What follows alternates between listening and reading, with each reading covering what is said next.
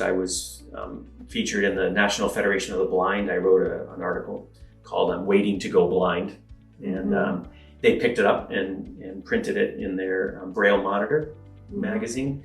And so that was kind of a high point for me at the end of this year. You know, I was really happy because they do a lot of work, and I was happy to be mentioned in there, and hopefully some people will read it. It's a really interesting take on our vision loss. Right. And so yeah, very active. Try to stay active, and just like all of us, maintain our families and maintain our pleasures and things we like and everything else. But yeah, that's wonderful, Kevin. Do you have some knowledge of the surgery for RP? Are you able to talk about that? I can, yeah. So a few years ago, family, like I'm sure you both understand, family members will send you articles when something pops up, right? Oh, look at this, right? And so you get these articles, and great. And I had heard about this Spark Therapeutics and this gene therapy that they were working on, like about 4 years ago. I probably first heard about it, and it showed possibilities, improved night vision, possible, arresting of the progression. And that was great. People are like, "Oh, you should get this," right? That's always except it was just about $1 million. So I'm like, well, that's great. So the years kind of went by, and more articles get sent to me. And so a few years ago, like 2 years ago, I was up at my retina doctor up in Massachusetts, and they asked if I would do some genetic testing. Sure. So they tested me, and they ended up testing my dad, my mom, my brother, of course, because he has it. And long story short, we find out that we do have this gene. It's the RPE65 gene. This is the specific gene that this specific therapy works on. Supposedly, there's only 2,000 people that actually have this gene in both copies, meaning both parents. And we're two of them, my brother and I. So, that's great. But the surgery is still $850,000. So we've had some negotiations, and there's going to be some assistance and this and that. So I don't want to give too much away. My brother, it's his healthcare, but I can tell you that he's going to, I believe, get the surgery, and I'm going to be eyeing him very closely. I am up for my final medical checkup with Mass Eye and Ear on early January. And if, I'm sure I assume I'll be approved, since I know my brother was, and he's older than me. So I assume with my vision, I'll be approved. Honestly, the biggest issue I have now is if I do get approved, and I think I will I do it? Because some of the side effects, glaucoma, well, I have that. I'm already on drops for glaucoma. He does not, my brother.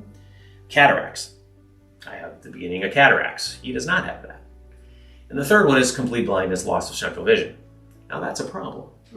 I'm in the position I'm in, like we discussed. I read for a living. I still am working. I haven't won Powerball. I'm working on that, but it hasn't come through yet. And so, I can't afford, just in general, not just financially, but just in life, to have that as a side effect. So, and they have to detach the retina to put the medicine, some of the medicine behind your retina. That's, a little nerve-wracking. Scary stuff, right? It's a little scary stuff. Yeah. And so I don't honestly know what I'm going to do. It's just, I've been, thinking about it, praying on it, doing a lot of things, talking to people. I asked that question on TikTok. What would you do? And I get some really interesting answers from people. Heck no, or absolutely. They start with the bad eye, because my brother and I each have a worse eye, and they start with that eye. But I'm going to watch my brother closely, and we'll see what happens with him, and then I'll make my decision. But if it happens, it will be next year, I'm sure, probably in the spring. But it's very nerve-wracking. It's wonderful that it's out there, and increase. You have to do this balance, this calculation.